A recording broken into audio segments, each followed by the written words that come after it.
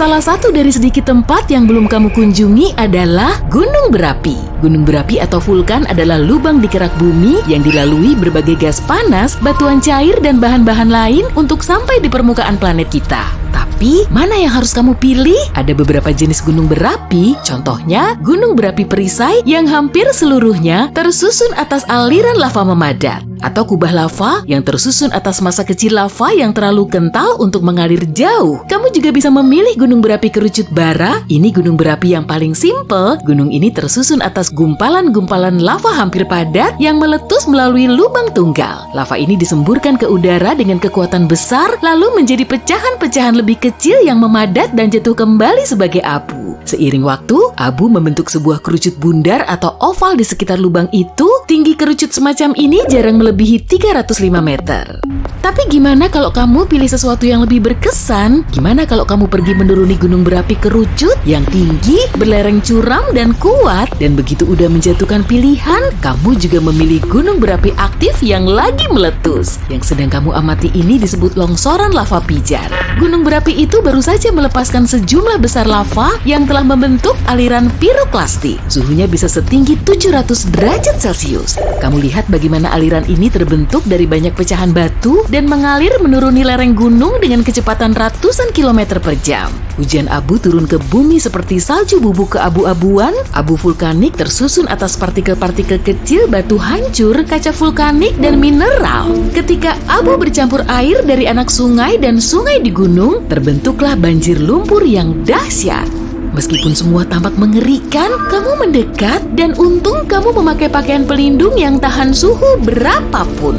Makin dekat, makin banyak pula fumarol yang kamu lihat. Fumarol adalah lubang dan rekahan di dasar dan lereng gunung berapi. Fumarol mengeluarkan awan-awan uap besar dan gas-gas vulkanik, yakni karbon dioksida dan belerang dioksida. Sebagian rekahannya begitu lebar sehingga memungkinkan kamu untuk masuk dan mengintip ke dalam gunung berapi itu. Tapi kamu punya tujuan lain, kawahnya.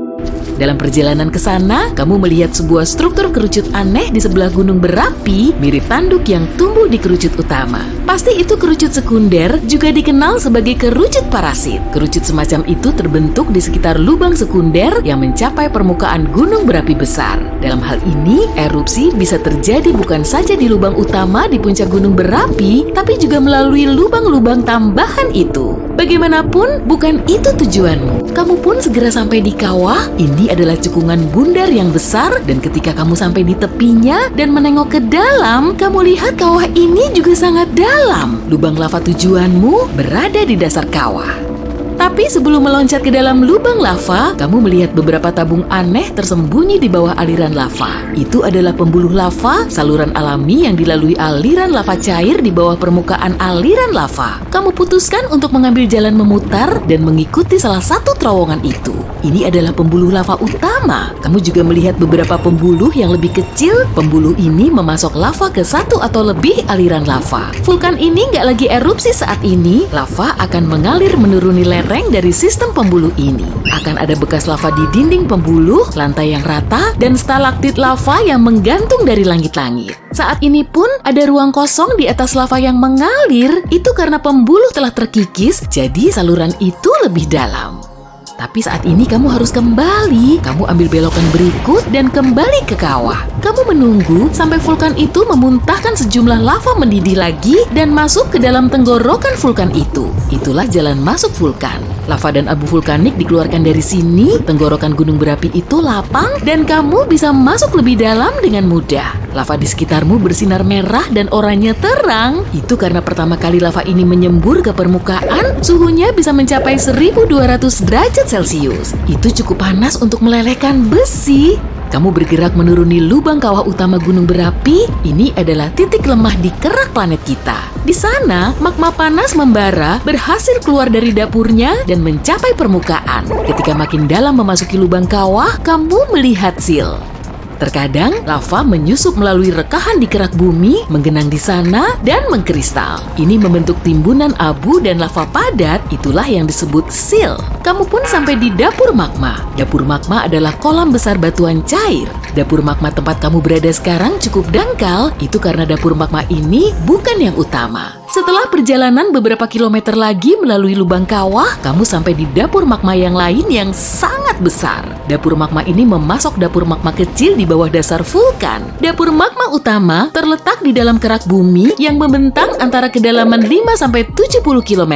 Batuan cair di sana tetap berada dalam tekanan ekstrem dan suhu di dalamnya luar biasa tinggi.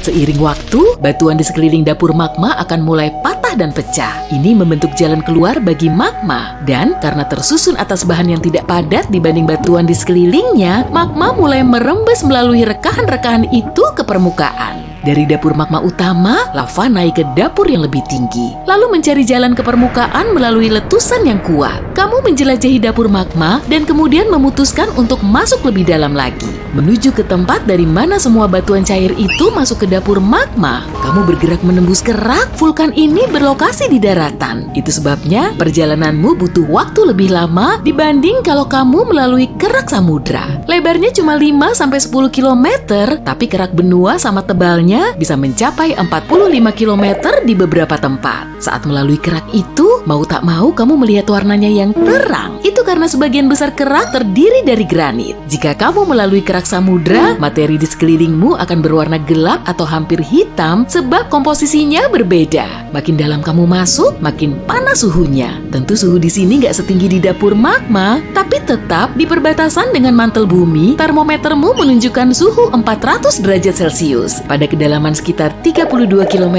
kamu mencapai batas antara kerak dengan mantel atas bumi. Di sana, tekanannya sangat kuat sebesar 10.000 atmosfer. Dari sanalah asal magma. Kamu bisa menyelesaikan perjalananmu dan kembali ke permukaan, tapi rasa penasaran menguasaimu. Kamu memutuskan untuk masuk lebih dalam terus menuju pusat bumi. Lapisan selanjutnya yang kamu lalui adalah mantel. Lapisan ini mencapai 2/3 massa bumi atau 84% volume planet kita. Tebalnya 3.000 km dan batuan yang lebih dekat dengan bagian dalam mantel bentuknya setengah padat mirip permen karamel. Bagian atas mantel juga kerak terbagi menjadi potongan-potongan besar dan potongan itu menyerupai kepingan puzzle raksasa. Itulah lempeng tektonik dan lempeng tektonik bergerak dengan kecepatan 2,5 sampai 5 cm per tahun. Kamu bergerak melalui mantel bagian atas dan merasa suhu naik sampai 870 derajat Celcius. Di dekat perbatasan dengan inti bumi, suhu sudah setinggi 4.000 derajat Celcius.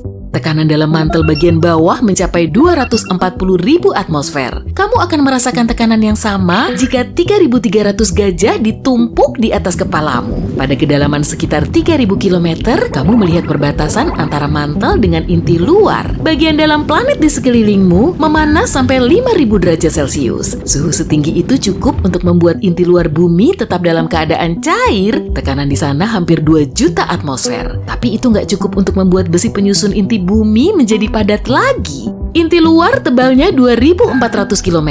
Inti ini bergolak dengan arus bergejolak masif dan menghasilkan medan magnet. Di inti luar, medan magnet bumi 50 kali lebih kuat dibanding permukaan. Kamu sekarang berada lebih dari 5.000 km di bawah tanah. Dan kamu sudah sampai di inti dalam. Inti dalam bumi adalah bola logam padat bergaris tengah sekitar 2.400 km.